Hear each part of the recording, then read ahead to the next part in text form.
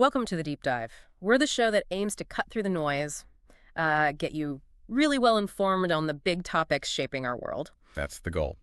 And today, we're tackling something huge, something that feels almost like the air we breathe.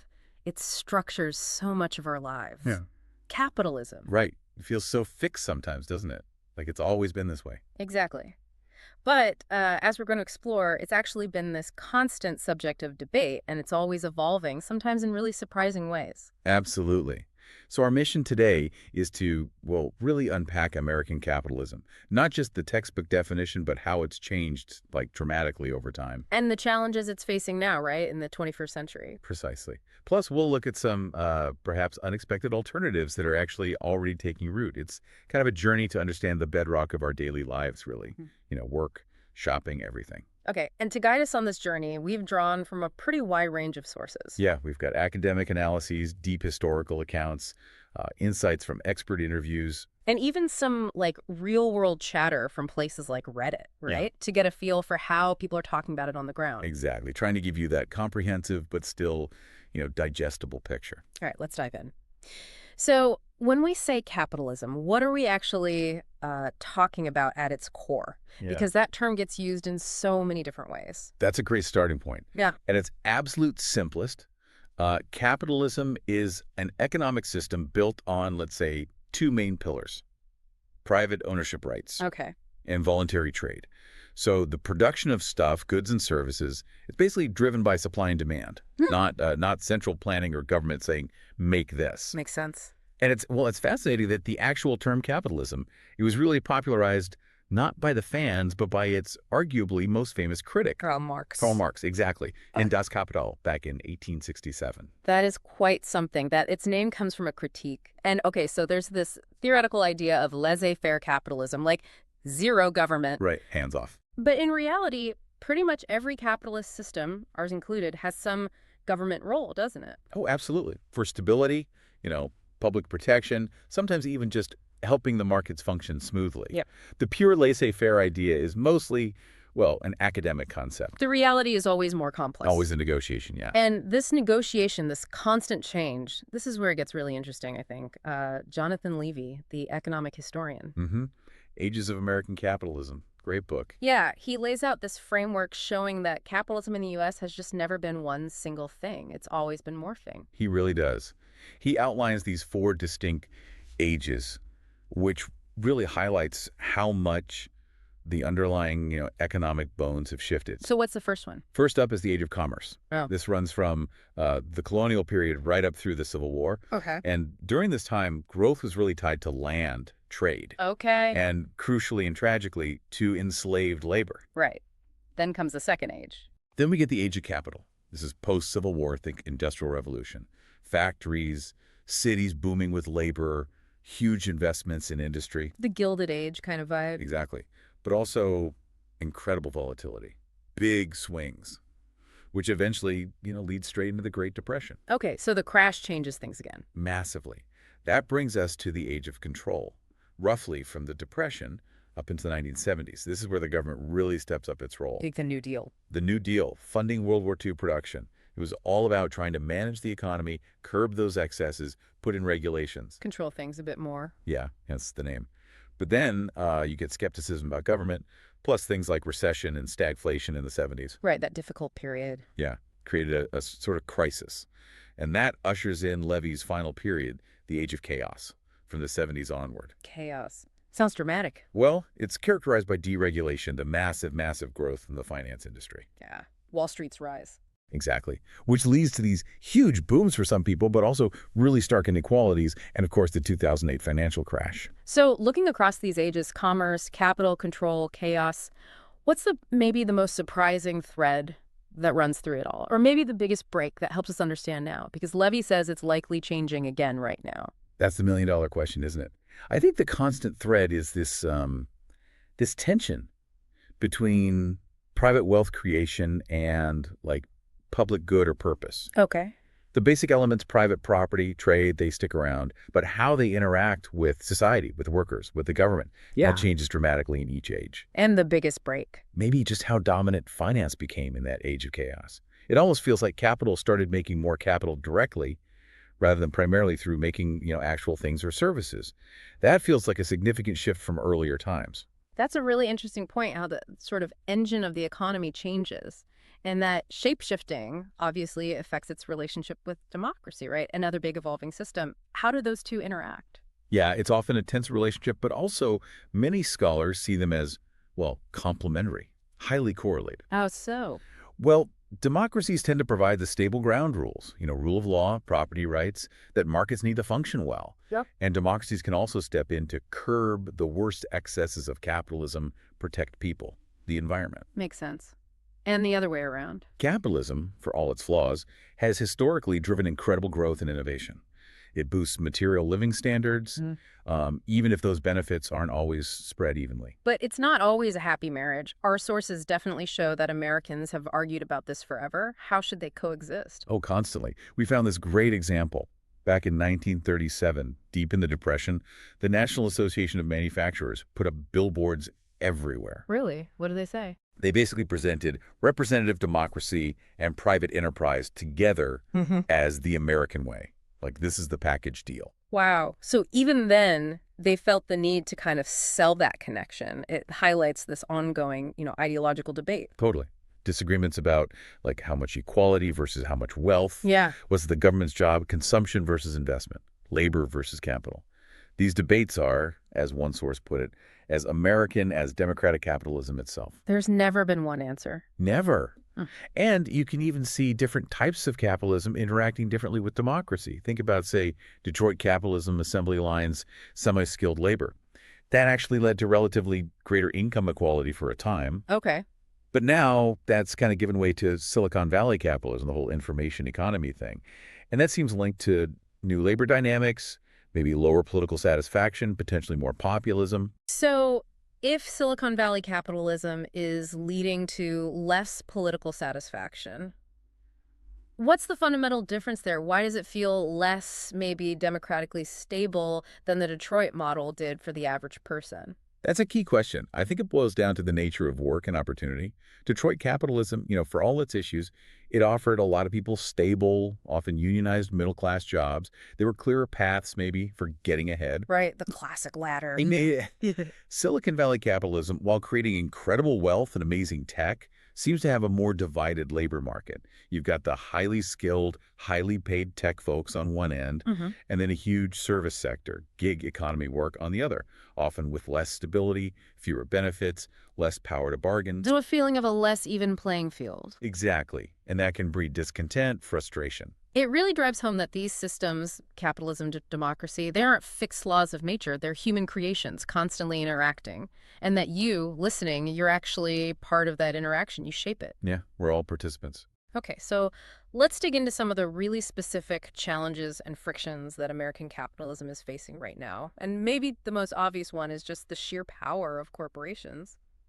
You have to start there, yeah. Corporations are just dominant global players now.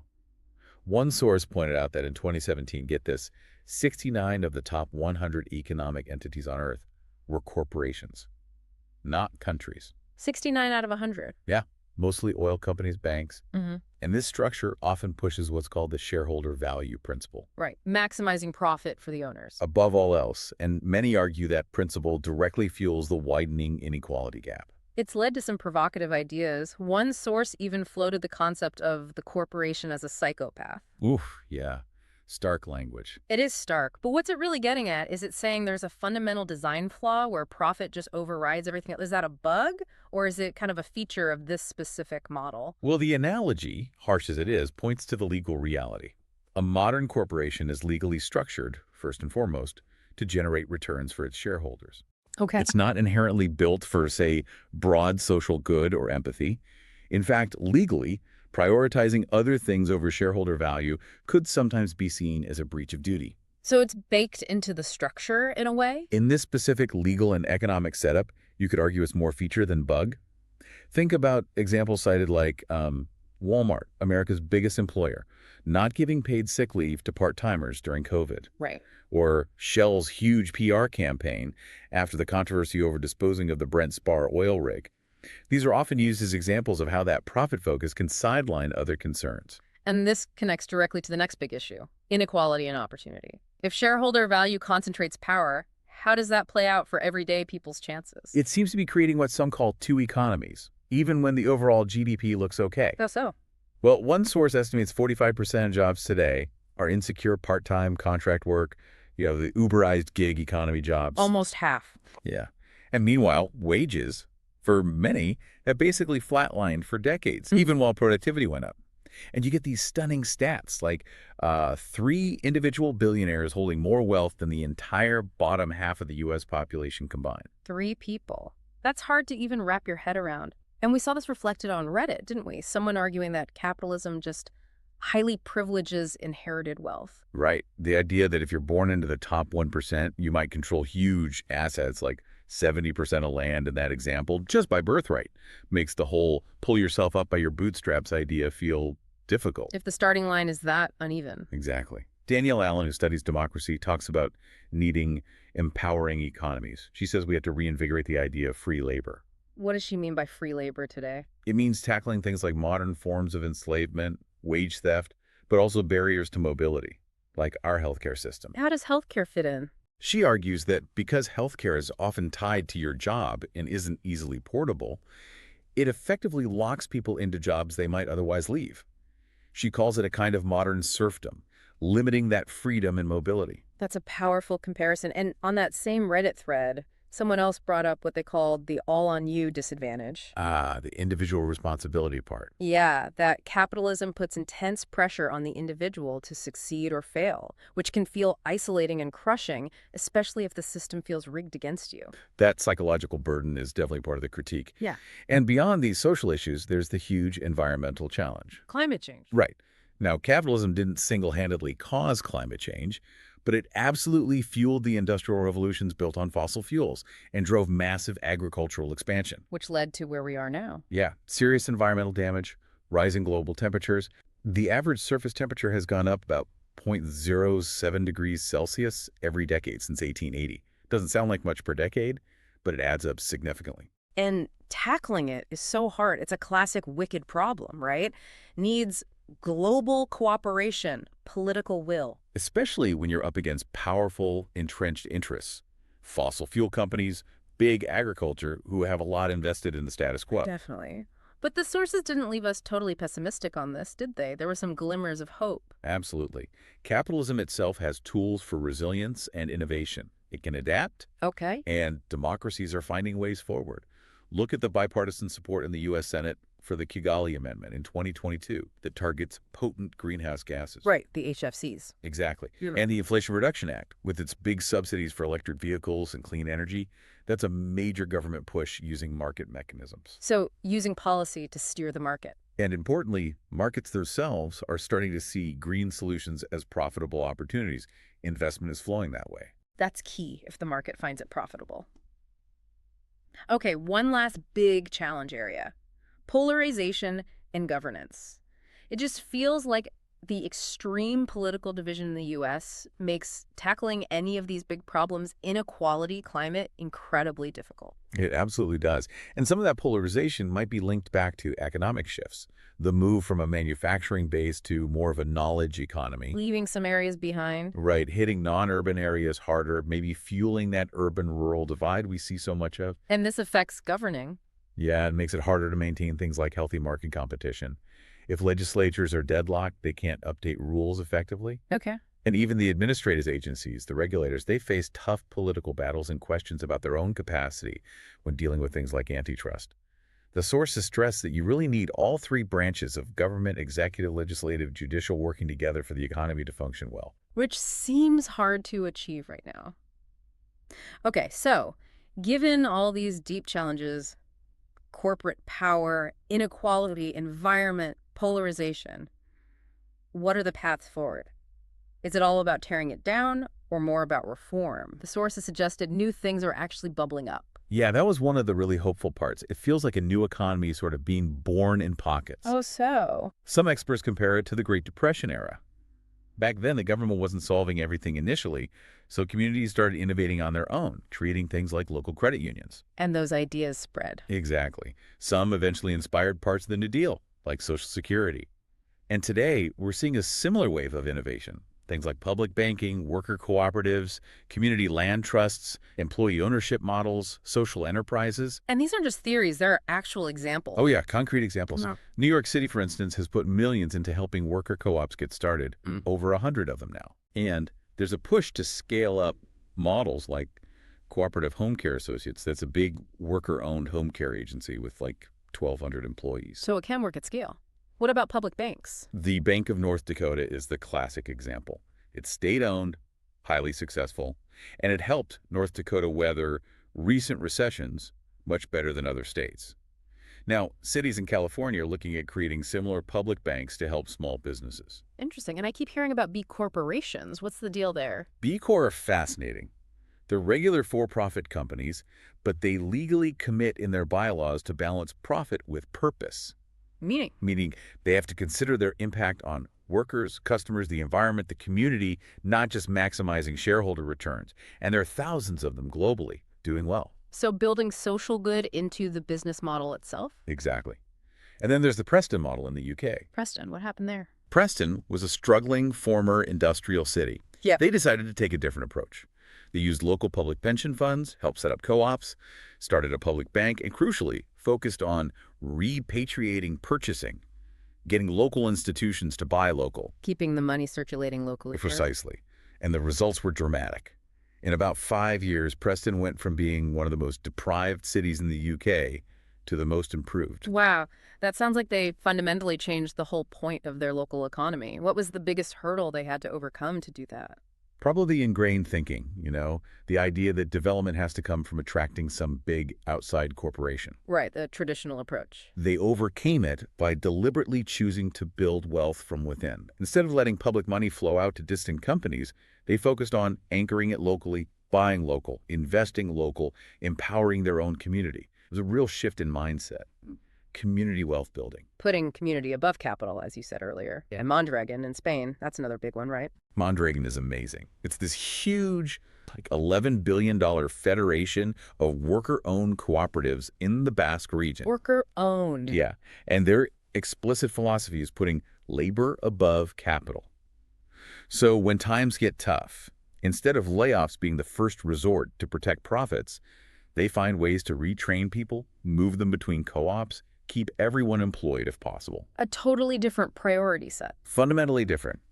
It shows business can be organized around worker well-being as the primary goal. Speaking of workers, we can't really talk about capitalism's future without touching on labor unions. They obviously have a long history. Absolutely. They often arose directly from really harsh corporate practices. Think of the old company towns like Pullman. Where the company owned everything. Everything. The housing, the stores. Yeah. Workers got paid in company scrip, basically monopoly money they could only spend at company stores, trapping them in debt. Unions fought against that. So they were pushing back against abuses. Exactly. And while unions don't write the laws themselves, they've been huge catalysts for change over time. The 8-hour workday is a prime example. How so? The National Labor Union started calling for it way back in 1866. It took decades of struggle, but eventually it became a standard, cemented by laws like the Fair Labor Standards Act. Unions drove that demand. And there's a particularly American flavor to unions too, isn't there? Tied to that free labor idea and the American dream.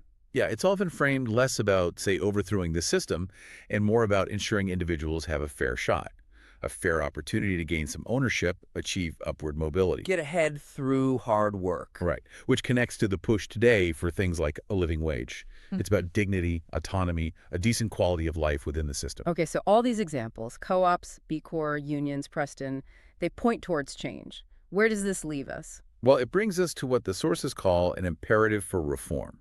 A key message was reject golden age thinking, meaning don't romanticize some past era where capitalism or democracy supposedly worked perfectly and now it's all gone wrong.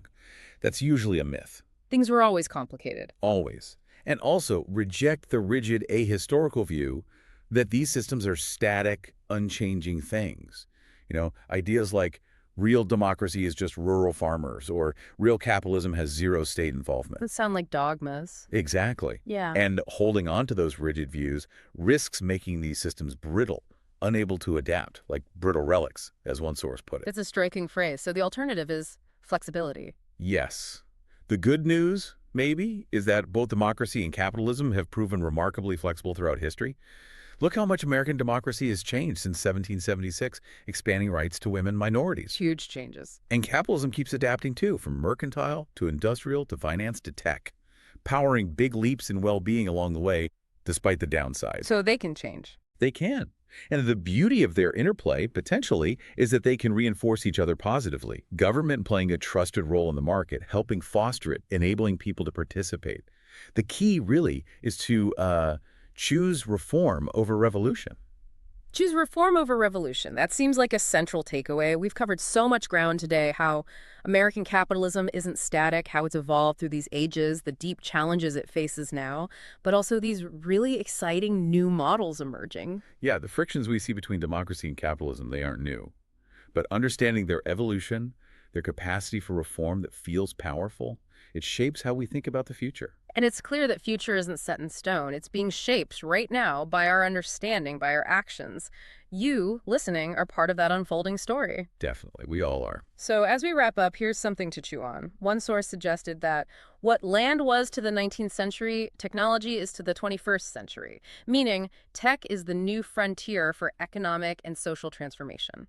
Interesting analogy. Yeah. So if that's true, what specific design principles could we apply to this new tech frontier to make sure it actually fosters those empowering economies we talked about? How do we ensure it reinforces democratic principles for everyone? That's a big question for our time. It is. And thinking about that idea of choosing reform over revolution, what small everyday actions might reflect that mindset in your own life and your community? Something to consider.